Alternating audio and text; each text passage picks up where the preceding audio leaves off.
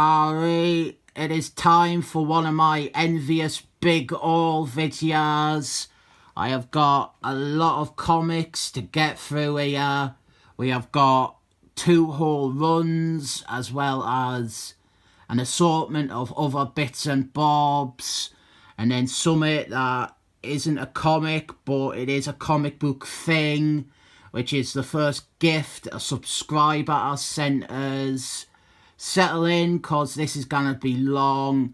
It took us 30 minutes just to get them all out of their individual bags.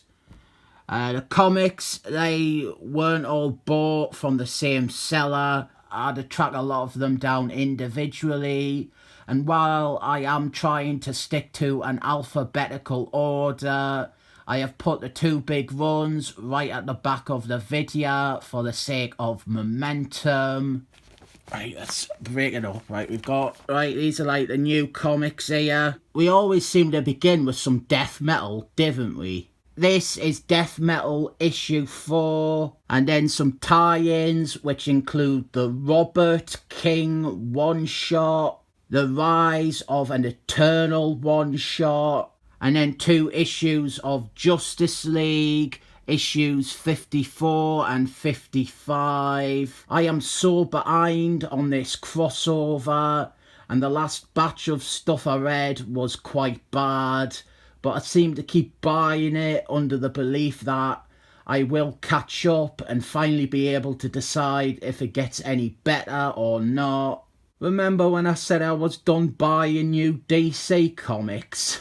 Ha ha ha.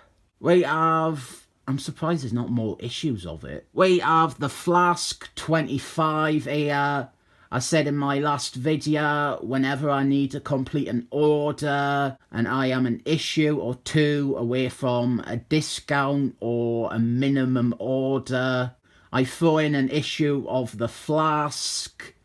Considering how many orders this all is comprised of, I really am astonished I only came out of it with a single issue of this run. Oh no, the toy. And then we have that thing that a subscriber sent us. This person loves what I have to say about the Flask, or at least Wily West. So they sent me, maybe even bought us, this action figure of the DC Reborn version of Wily West.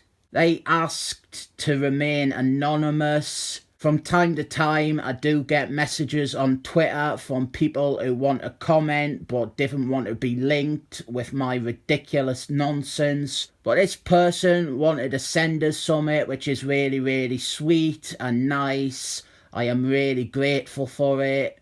This looks really good, and I think they sent this because I said I love this design, maybe. But also, if you want to remain anonymous, you do realise, regardless, I would say your name completely wrong. Now it is time for 2 books that I buy. Much like Death Metal, I am not remotely caught up and I'm buying completely blind or on faith. And that is these 2 issue number 8s of the 2 Green Lanterns books.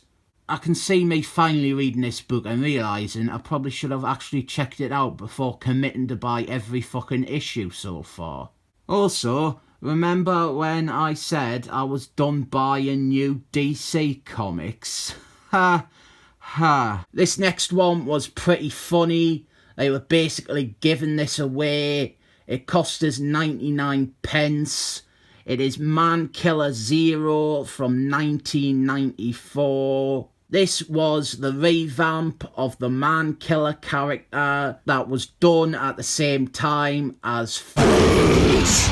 I didn't know if this is as hopeless and embarrassing as that, but it is clearly trying hard to copy Todd McFarlane's Spain. I think the new Man Killer, he is a heavy metal guitarist and he is extreme and edgy. Right at the end, I think he joins Justice League Extreme. But Justice League Extreme was already cancelled, so he never appears in Justice League Extreme. I actually ordered a second issue of this series, which was also 99p, but they sent the wrong comic. They sent 2 wrong comics, and I have thrown them at the end. Here is Pantsless Stranger 42.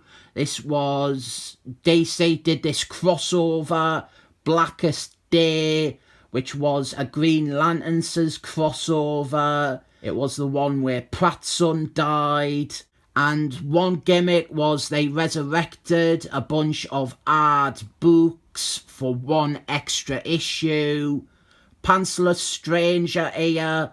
I got this since it has an appearance of Spectre, and the original Spectre at that.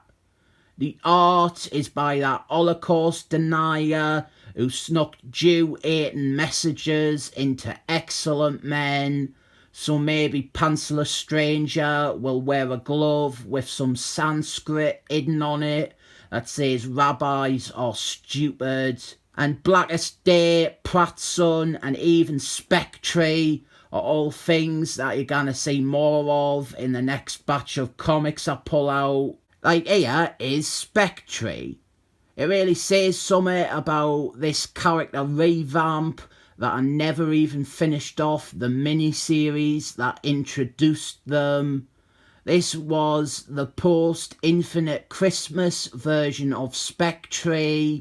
Phil Spector was not Spectre anymore. He hadn't been for a while. And now we got Crispin Glover as Spectre, and I'm not much of a fan. This is issue 3, and after 14 years, I have finally completed this 3-issue mini-series. Starman 43 or 44. 43. I could just record that again and say Starman 43. Everyone says I should get this series, but I got this one because Electric Superman is there. I didn't know why I felt the need to show some interior art to prove that. He's on the bloomin' cover. There's a dog barking and it won't shut up. It has been a long hunt, but I also finally managed to get Terrificals 26. This issue this is mostly speculation and assumption from someone who was in hospital at the time. I think there was a week or 2 when comics just didn't make it our ear. I think we went into lockdown before America. I honestly didn't know. I was off me face on morphine and trying to drown myself in a sink. But it seems to me that trying to locate certain DC comics that came out around about March are just a bust. Absolutely no copies on eBay of them. I have contacted comic stores and mostly got replies saying that they didn't have it. So I am of the mindset this never came out our ear. I had to get this from, I think it was Germany or the Netherlands. Anyway, now I have every printed issue of the Terrificals, and it ends on a cliffhanger. And now we have the first run I have got, which actually now I realise has a link to the second run. There's a few extra things sandwiched between them, but this is that Tiny Titans run that I have said I am interested in. The one that I have identified as being possibly a good one for me. And I wanted to grab some Tiny Titans after having reread that Justice League versus Tiny Titans series. This one here is the best one for giving us a look at this lineup. The cover here is by Gregory Landsman. It has got some of the problems we have come to expect from his art. But our team lineup is about 90% good to me. We have Red Arrow. I think he is the team leader, but it is possible that he shares leadership duties with Donatello here. We have Geodude. She is Geodude from the Insiders. She is his little sister. She is a long-standing member or supporting character of the Tiny Titans, and I know not really about her, beyond that she has a convoluted history. Pratt's son, he is a character that I like, and I have done a bunch of videos on now. Supergirl, I think this is the 90s version, just before she was rebooted. This is the version from all them Superman comics I have. The shape-shifty one. The one that 4Girl was ripping off. Flask, the Bart Simpson's version. Another one whose comics we have looked at. Moonstar here. I know nothing about this character except one thing, and that is that she rapes Dick Grayskull. You have idiots like Gail Simon banging on about women plugging in refrigerators, but look at how many times the character that they all fancy, Dick Grayskull, look at how many times he has been raped by women in their comics. I think the count is 4. 4 Dick Grayskull rapings. Speaking of Gail Simon, here is Green Lanterns. Kyle Reese, a character who is forever doomed by being a constant reminder that Gail Simon can milk and exploit men and men's writing as a means to a career. And finally, a character I know even less about than the other two I said I know now about, Mine-Ion. I think possibly this guy was a last-minute substitute for Shrek Boy. This is him in his non-transformed form. He looks so much like Shrek Boy, you would maybe confuse him for Shrek Boy in an ad video. But I have got this entire run, and you can see how thorough I get when I collect runs. We begin with Tiny Titans issue 0, which is a tie-in to 0 Hours Christmas in Time.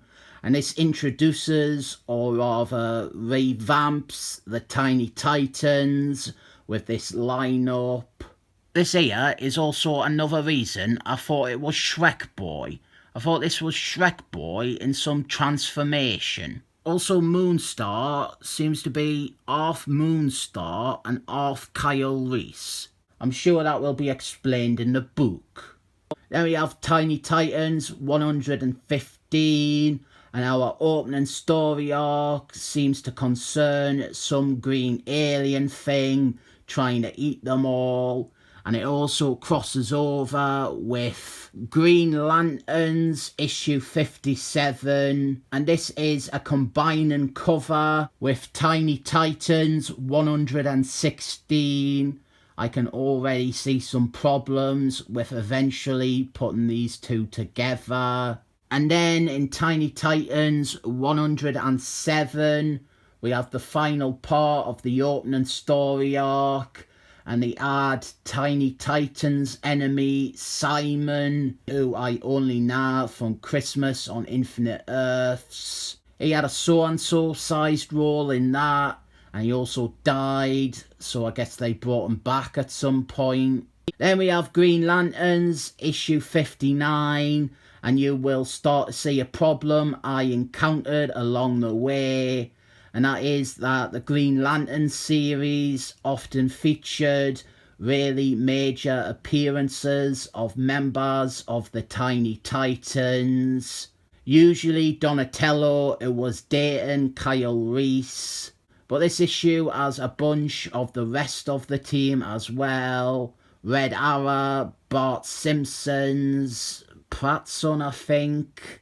I will have to work out the exact order that all these comics fit in, but there's a lot of back and forth with Green Lanterns, Tiny Titans, Black Stars, and Pratt's son. And then there is other guest appearances, like here we have Insiders. And if Billy Bob Joe is watching, we have Paulie Pelletgun art here. I have some other issues of this series. I have issue 1, and I think there is a few with Radiator Superman in them. But this one is about Geodude and Geodudette and their relationship, and it features the rest of the team. And as I said, I am thorough. Green Lanterns 61, another appearance of Donatello. She is on the cover. I think I have picked out the issues that seem to have substantial appearances of her at least. Green Lantern 62, and I needed this one anyway. There is an appearance of evil Jordan Albert at the end. He was in issue 61 as well, but it was just his shoes. This is like the first part or the prelude of that story I have already reviewed years ago, where Jordan Albert fights Kyle Reese. Tiny Titans 118 now, and I am sure that is one of them characters from Justice League versus Tiny Titans that I said I never had seen before. Then we have a 3-part story here, issues 119 to 121. This adds Supergirl into the mix. She joins the team after this. And I didn't know if this is Mine Ion or Shrek Boy. It is hard to tell. Then we have another crossover guest appearance thing, and I am missing some parts of it. This is Tiny Titans 122, and this is a crossover with Deathstroke issues 48 and 49. There's Captain Atamant. There is an issue of Black Stars that I need for this, and 2 more issues of Deathstroke, issues 47 and 50, that I maybe need. Black Stars in general, I probably need more issues of. Donatello is a member of that book's main cast as well. But as you can see from this cover, we have got the team there, and this is also written by the same writer as the Tiny Titans series, Mark Wolfenstein.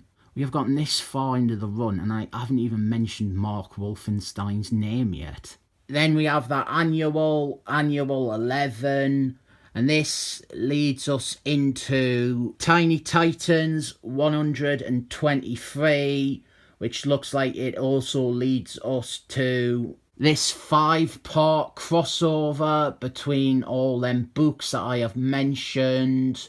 We have Tiny Titans 124. I think this story is mostly about introducing Mine Ion. Then we are over to Green Lanterns 65, art by Ron Lee. That is Stanley Lee's little brother. Black Stars 34. The only issue of this series I own. Pratt's Son issue 16, which was a nightmare to track down. And our concluding chapter is in Tiny Titans 125. It has got a wraparound cover that annoys us because the Flask, the Bart Simpson's one, he is nowhere to be seen. Pratt's Son here was annoying because I already have a lot of Pratt's Son series. Some of those issues can just be thrown in with this run as well. But this was like one of the issues I didn't have.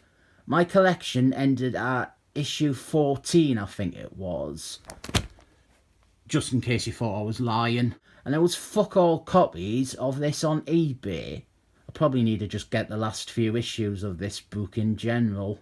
We are out of crossover territory now, and we just have Tiny Titans 126, 127, which looks like a story about Pratt's Son, 128 with odd members, Star Fox, Shrek Boy, and Sideburns on the cover. Although maybe this is Mine Ion again. 129, and the final issue of the series, 130, We have Jorge Perez back doing a homage to his original cover for issue 1 of this series. Mark Wolfenstein wrote this book for 130 issues, and all people remember about it are the ones that he did with Jorge Perez. Actually, I think he wrote well over 130. I am pretty sure that the book was relaunched just before Christmas on Infinite Earths, and then there is stuff like spin-offs and annuals. Speaking of, I also got Tiny Titans Annual 5, which comes before that run, but I thought I would just have it at the end here. If you look, the sun is slowly setting as I record this very long video. Then I have Green Lanterns 68, 69, 69, 70, 74 and 75. I think this rounds off Kyle Reese and his relationship with Donatello, as well as resolving the Black Stars book, which had also ended by this point. Look at all this Paulie Pellet Gun artwork. Random Green Lanterns here, issue 86. Obsidian Man is in it. I didn't have it, now I do. Actually, you can kind of get a sense of me hair there. I'm not balding. Some people thought I was bald and I've got a nice thick head of hair. And it isn't over yet. I got some more Tiny Titans books. This is Tiny Titans 17. This is from the next volume. This was Stan Jurgensen. Didn't get the wrong impression though. I'm not like a hairy hippie. Like, I need a haircut. This is me fringe. That's me fringe there. It's like, my eyes are like there. I really need a haircut. The back though. The back is pretty light. This one has a lot of really cool characters on the cover, and I didn't know if they joined the team or what, but I might have just ruined Justice League versus Tiny Titans by getting this and realising a lot of these fellas didn't appear in that series. Like Tusk, I had no idea he joined the Tiny Titans. This links it all to Electric Superman 2. And Tiny Titans 19 here, which is a direct crossover with Electric Superman. I was totally oblivious to this issue's existence or importance. It even has the triangle on it. I love them triangle thingies. My hair's a lot like Pratt Son's actually. Same colour and everything. But not Pratt Son's hair in the first 6 issues of the series, and not his hair in the last few issues of the series. Specifically, his hair in the middle issues of the series. Here is an accolade I don't think any comic has received before. I think Pratt Son, his book might be the first book where the character's hair has naturally grown over the course of it. We start off and he has quite short, almost normal length hair. Then it becomes my hair. I mean, even by issue 14, he has a fucking mullet. Talking about Pratt Son's hair is only going to make this video longer.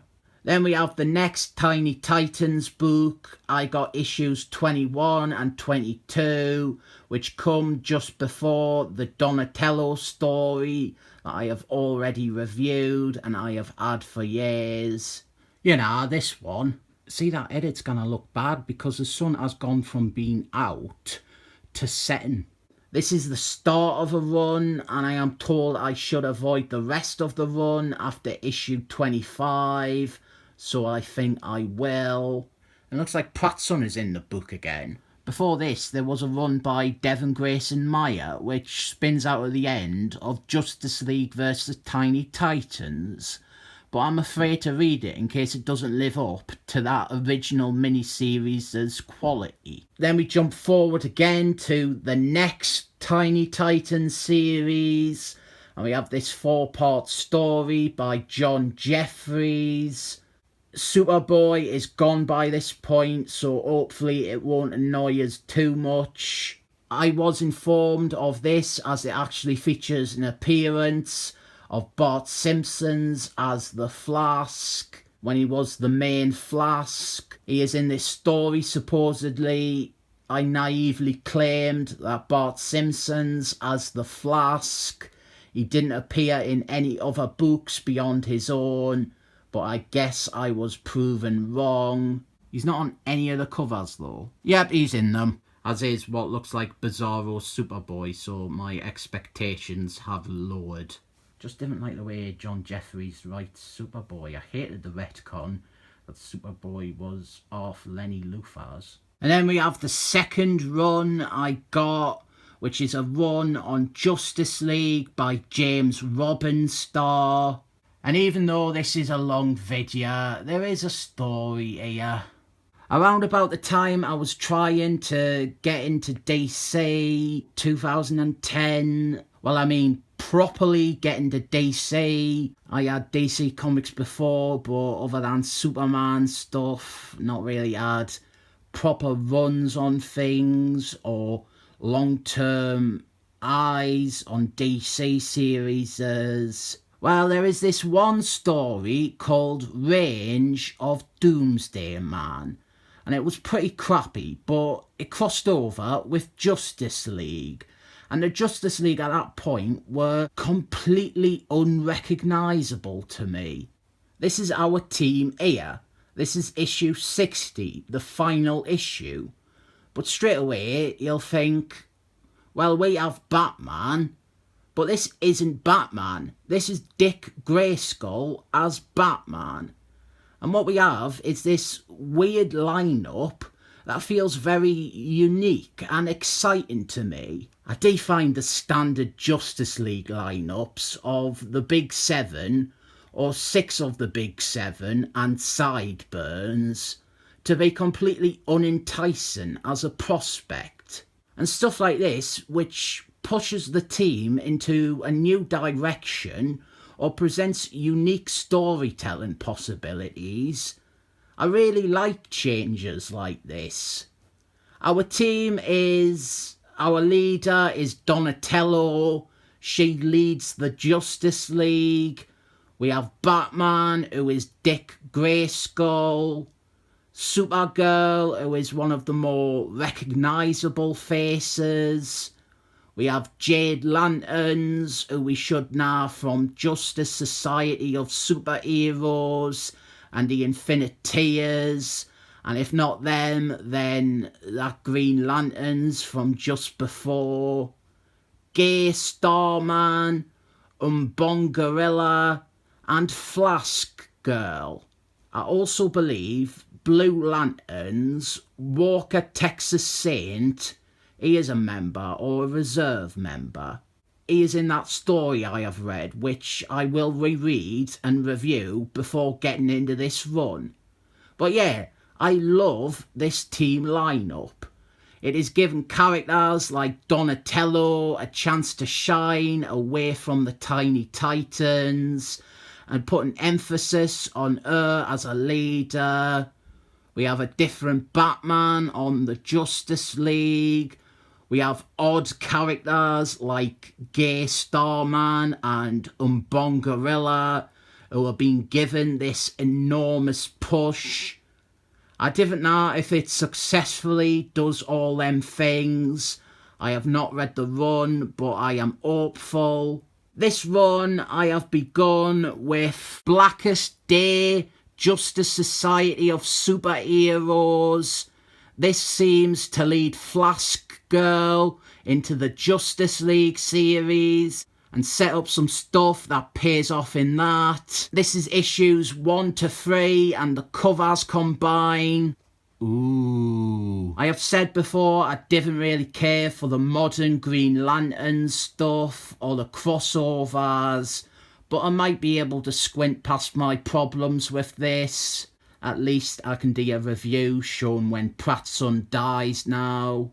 Then we have Justice League issues 41 to 43, and this run actually begins with an event, a mini-series called Crying About Justice, which is meant to be quite bad, but I already have the first issue of that and I will reread that as well and then decide if it needs to be bought. One thing about James Robin Starr's run is he got blocked by editorial several times over, and his initial lineup was fluctuating a lot, but the core of Donatello, Dick Grayskull Batman, Gay Starman, and Umbongorilla seemed to be locked in. I didn't think Dick Grayskull Batman is in Crying About Justice, but the other three are. And so is Supergirl and a few characters on this lineup here, like Commando and Ara and stuff. They are all from Crying About Justice. Also, as you can see, issue 41 has an awful cover because they went the route of taking a wraparound cover and splitting it into two variants rather than just having it be a wraparound cover. So here is an incomplete cover I will never complete. Then we have this fucking long crossover between Justice League and Justice Society of Superheroes. This seems to be all about Green Lantern stuff. The original Green Lanterns, John Scott, him and his children, Jade Lanterns and Obsidian Man, they gone evil. I am absolutely thrilled for another comic where Obsidian Man gans evil. That was sarcasm. It wasn't clear in any way whatsoever, but it was sarcasm. Among this very long story, 1, 2, 3, 4, 5, 6, 7, 8. Is this 8? We have 5 covers that combine. We'll look at it better when I maybe review them. Also, that Justice Society of Superheroes 2-parter that I recently looked at, Bill Swindleham, apparently it's barely even a run. He is off the book like 3 issues after that, and then we have this. Then, bringing everything back together, issue 49 features a story with a guest appearance of the Tiny Titans. Then we have a 2-parter with the Justice League of Crime. And this one has a wraparound cover by Nathan Van Scribbler that is not very good, but at least it is done correctly. Then we have a 4-part story about Dark Supergirl. This is A, something that I know about from that story I have, and B, something that comes from Jeff Nobles' Batman and Superman, but from issues long after I dropped the book. There's also this one-shot here with Gay Starman and Umbongorilla. Props to the seller who told us it gans between issues 52 and 53. Then we have issue 54, which is part of a big storyline with Calypso. But this is separated from the rest of that story. Before we get to the rest of it, we have that 2-parter that I already have with Doomsday Man. It's getting late. I can't be asked to get that out. I got them Pratt Sons out. Is that enough? And then we have the rest of that Calypso story, which is the final big story arc for the book. Oh good, Obsidian Man gans evil again. Spectre is in it though, but I think this is the Crispin Glover version again, and they've just forgotten to give him a beard. And we get to Justice League 60, which is the final issue of the series and the run. The DC Universe was being cancelled to make way for the new 52, and this issue is one of them passive-aggressive ones where the writer bitches and moans about his book being cancelled and offers teasers of what stories he would have told, which are always annoying because it's just, well, I already said it, it is just teasing. And that is everything, except this is issue special first special Man Killer, And this is Superboy 2 from the New 52. Remember when I said they sent wrong comics? I didn't want either of these, but I got them instead of what I wanted. This is also like my 5th copy of this. Nobody wants it. A New 52 Superboy was meant to be issue 2 of that 2010 series, but they sent this dud instead.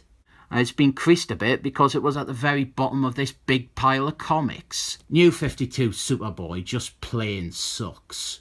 And now that is really everything. Loads and loads and loads of comics, and not a single Marvel one among them. Normally, I ask what you want us to review first, but I didn't expect anyone is still watching at this point. I could say anything and get away with it. I think that both the 2020 presidential nominees are rapists. I will be opening this first anyway, and thanks to the subscriber who sent me this, I am giving them a 7 thumbs up.